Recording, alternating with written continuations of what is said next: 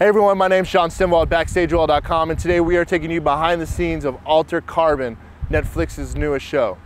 Taking place 350 years in the future, Altered Carbon reveals a world where people's stacks, which is their memories and their consciousness, is able to be transported into new sleeves, which are new bodies, which gives humans the ability to potentially live forever.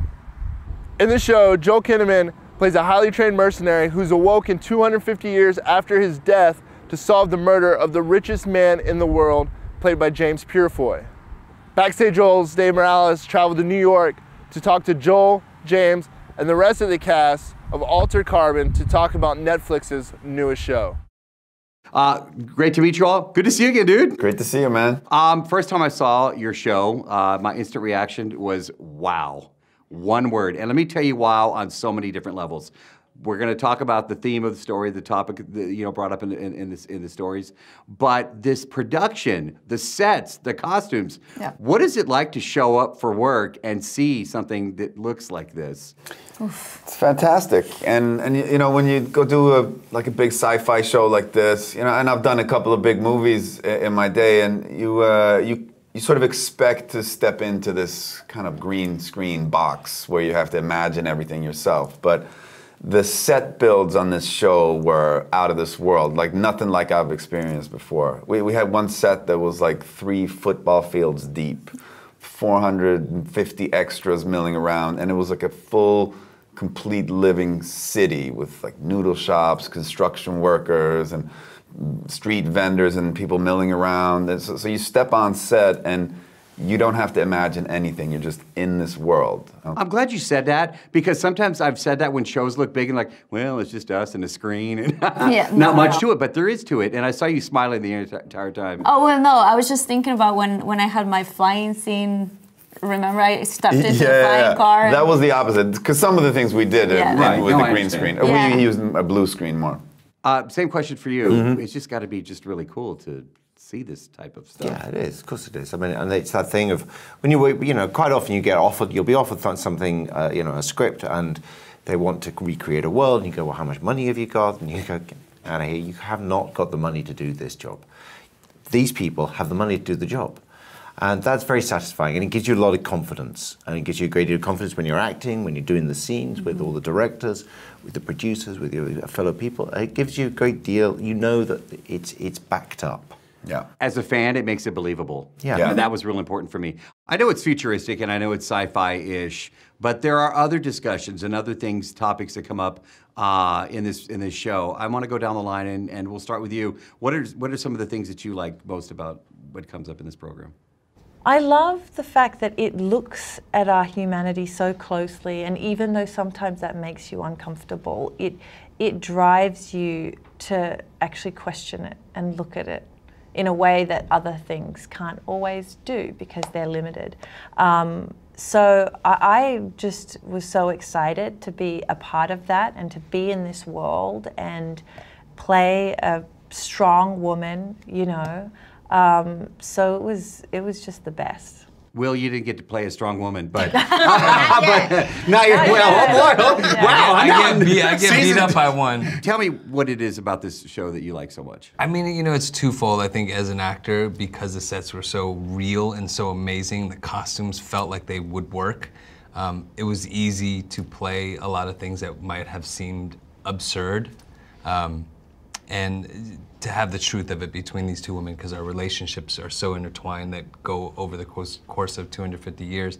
But the other side of it was, as a fan of martial arts, as a fan of action, you will see some action that will blow your mind. And a lot of people say, oh, you've never seen this kind of action on TV. You actually have never seen this kind of action on TV, and these two women are like front and center of that action. So it's badass. Something just popped into my mind for the first time. Some TV I watch, or films I watch, it's kind of aspirational. Sometimes I just enjoy it because it would be fun to do.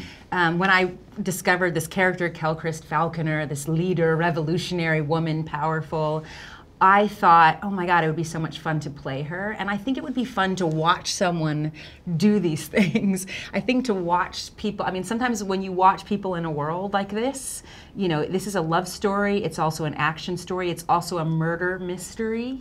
and it's all set in this like crazy world where bodies are interchangeable, like as sleeves. Like it's like so many things that are exciting to see and would be fun to play with.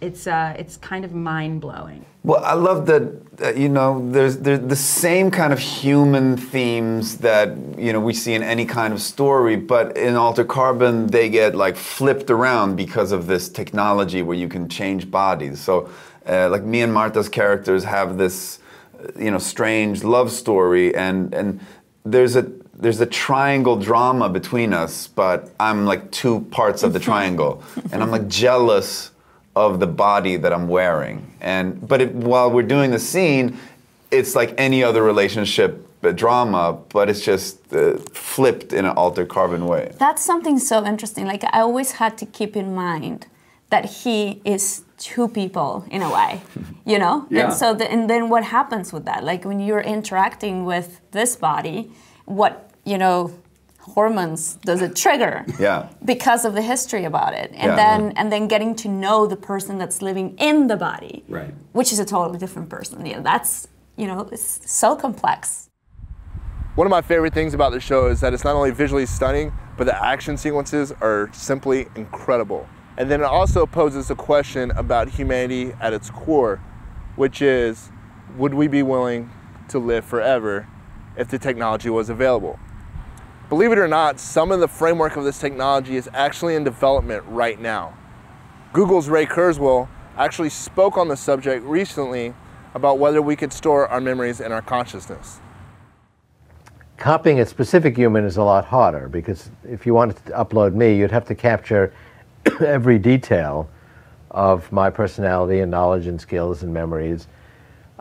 We'll get to a point, I think a little bit after a computer passing the Turing test, which I believe is 2029, where a computer could learn enough about me, and we could scan my brain from inside, sending scanners through the bloodstream, billions of them, in the form of nanorobots or nanobots, and capture every detail of my synapses and neurotransmitters, and create a virtual Ray Kurzweil in a very powerful computer, and it would be indistinguishable from me. It would pass a Ray Kurzweil Turing test. Now, is that the same person as me? Well, I could still be here. You could come to me in the morning and say, oh, good news, Ray, we've scanned your brain. We don't need your old brain anymore. The new one's actually better. And I may say, well, that's great. I wish the new Ray Kurzweil well, but I'm still here. And I may not agree with that perspective. That's a different person, even if he seems to have the same personality and memories that I do. I posed a question to the entire cast of Altered Carbon and asked them, would they be willing to live forever if the technology was available? I know that you all have probably been asked this a gazillion times, so here's gazillion and one. Is this something you would do?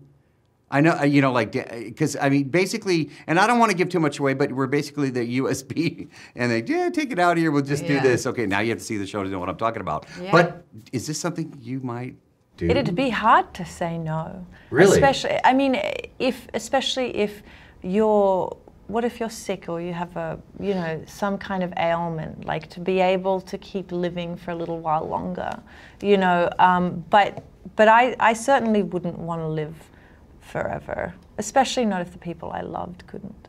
Yeah, I mean, I probably would do it as long as my kid was around. Like, all right, you made it to 120, give me a new one. Yeah, for me, I love, it would be hard to say no for all of those reasons, but I love the fact that we live in a world where we have to believe that there's something beyond this. I think the idea of having bodies that we can just keep jumping into so that our consciousness can stay in this realm does not, it kind of ignores belief in something other that we can't see, and I just choose faith. I think I'd go in and out. Yeah, I mean, I would like to be dropped in and dropped out and come back. My only worry is that this technology could well be accessible to the wrong kind of people. Mm-hmm. So that's the thing that frightens me about it. And if we were to go down this route, this is not a world I think you really want to be in, because by definition, it's available to the very wealthy, and really, who trusts the very wealthy? Exactly. I'm not, so don't worry. You can trust me. Would you? No, but you know, James put it really well before that, you know, if it was just for me, yes. But for as a society in whole, I think it would be devastating. And I do think that there is some truth to if we give up our mortality, we also lose our humanity. What I like is the idea that you're not your body. You know, I like that. That's something that the show talks about a lot. You really become who you really are inside. You know, one of the things, you know, yes, it's great, incredible amounts of action and sex and violence and incredible production values, but there's also a philosophical side to the whole thing as well. It talks about, you know, gender identity, racial identity. What does it mean if you can choose the sleeve that you're in? What do you go for as a person? You know, what do you choose? What are your thoughts on the possibility of being able to live forever? Would you want to be able to transfer your mind from body to body and potentially live forever? Or would you want to live the normal life cycle that we live now? Let us know in the comments below. If you're interested in learning more about Altered Carbon, I recommend checking out the book the series is based on by Richard Morgan. I've dropped a link below in the description for you to be able to check it out. Don't forget to give us a thumbs up if you enjoyed the video and smash that subscribe button to become a BackstageOL fan. Have a great day, everyone, and enjoy binge watching Altered Carbon.